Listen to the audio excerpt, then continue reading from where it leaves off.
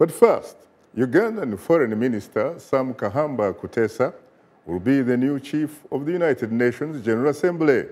He was elected despite an 11th-hour campaign launched online by human rights activists to prevent him from being selected as the head of the international body. My colleague Paul Ndiho has more on the story. Despite the controversy surrounding Ugandan Foreign Minister Sam Kutesa, he was elected by acclamation without a vote in the 193-nation General Assembly to become the 69th President of the General Assembly. In accepting the post, Kutesa pledged to promote gender equality and women's rights and to continue a United Nations drive to eradicate poverty and combat climate change.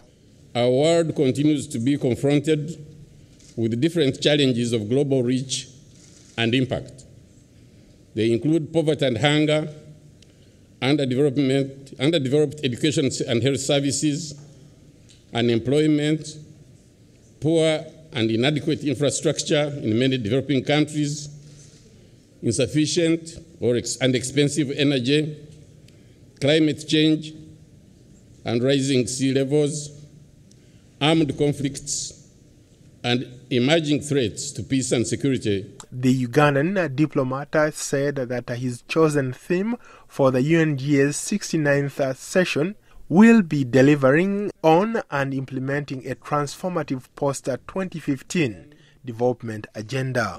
I'll focus on further advancing gender equality and empowerment of women in the 69th session, in which we will mark the 20th anniversary of the groundbreaking Beijing meeting. Uganda has been heavily criticized in recent months on a wide range of issues, including abuse of human rights and its anti-gay legislation led by Western nations. Maria Barnett is a senior researcher in the Africa Division of Human Rights Watch.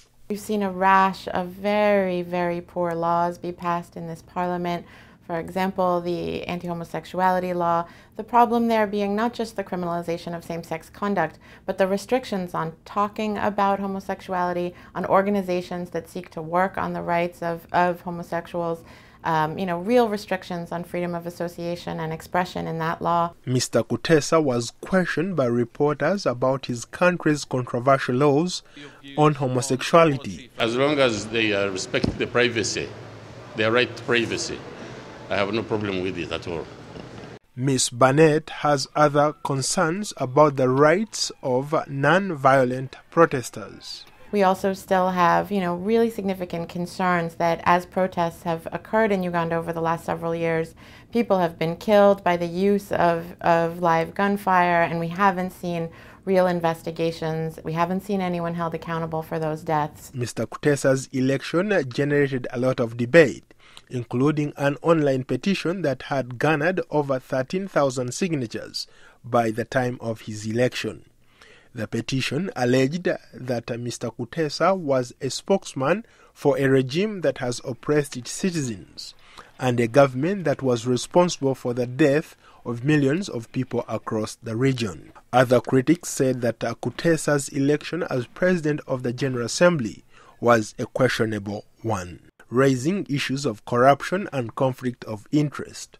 First of all, let me tell you this, that I have had a conspiracy by members of the opposition in our country, both inside and outside, who have tried their best to malign my name.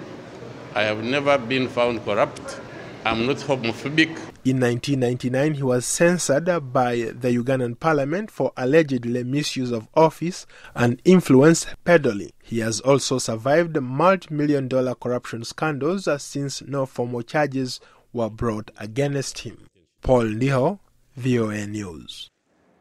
Thanks, Paul, for that report.